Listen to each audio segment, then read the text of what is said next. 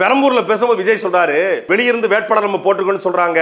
வெளியிருந்து வேட்பாளரை போட்டிருந்தாலும் அவங்களும் நானும் ஒண்ணுதான். நேத்து நம்ம அடிச்ச அடி கொய்யால, நான் அடிச்ச அடி கடவுளுக்கு அடிச்சல கவர்மெண்ட்டுக்கு அடிச்சுக்கிற மாதிரி. ஏன்னா 106 வேட்பாளர்களை வெளியிருந்து பொறுக்கி போட்டிருக்காப்ல. அதுவும் பொறுக்கி போயலா பார்த்து போட்டிருக்காப்ல. இவர் மேடையில பேசும்போது சொல்றாரு, நம்முடைய வேட்பாளர்கள் எளிய பின்னணி கொண்டவங்க, நம்ம வேட்பாளர்கள் எளிமையானவங்கிறாரு. யார் எளிமையானவங்க? மரிய வில்சன். உலகத்திலே விவாகரத்து கொடுத்தா கணவன் மனைவிக்கு செட்டில் பண்ணுவான். மனைவி தானமா கொடுத்த கல்லூரியில தாளராக இருக்கக்கூடிய மரிய வில்சன் ஆர்கே நகர்ல போட்டி. 2 நாளைக்கு முன்னாடி தான் ஒரு வீட்டுல போய் ஒரு பெண்ணை கண்ணாப்பன்னு அடிச்ச காணொலி வைரலாக பரவி கொண்டிருக்கிறது.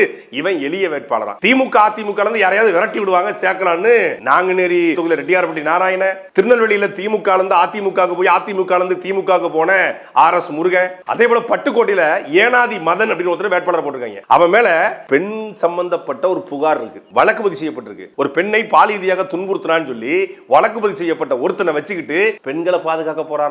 பெண்கள் வெளியே போனாலே பாதுகாப்பு இல்லையா, பெண்கள் கழிவறை போனாலே பாதுகாப்பு இல்லையா. யார் உங்க வேட்பாளர் ஏனாதி மதனால தானே. ஒரு குறிப்பிட்ட சாதி அமைப்பு இவனை வேட்பாளரா போட்டதை கண்டித்து தமிழக வெற்றி கழகத்துக்கு கடிதம் போட்டிருக்காங்க. அது இல்லாம பட்டுக்கோட்டையில் கூடிய தாவேக்கா பொறுப்பாளர் புசியானது வீட்டை முற்றுகிட்டு போராட்டம் பண்ணிட்டு இருக்காங்க. அதே போல தேனி கம்பத்துல ஜெகநாத் மிஸ்ரா அவரை போட்டதுக்கு ஒட்டுமொத்தமான தேனியிலே அந்த கம்பத்துல 50 பேர் தான். அந்த 50 பேர் வெளியே வந்து ஜெகநாத் மிஸ்ராக்கு எதிராக வேட்பாளர் எங்களுக்கு உழைச்சவனுக்கு சீட் கொடுன்னு சொல்லி போராட்டம் பண்றாங்க. திருவள்ளூரையும் உழைச்சவனுக்கு சீட்ல போராட்டம் பண்றாங்க. தமிழ்நாடு முழுமைக்கும் தமிழக வெற்றி கழகத்துடைய எல்லா மாவட்ட பொறுப்பாளர்கள் பல பேர் வெளியே வந்து இந்த மாதிரி உழைச்சவனுக்கு சீட் இல்லைன்னு சொல்றாங்க.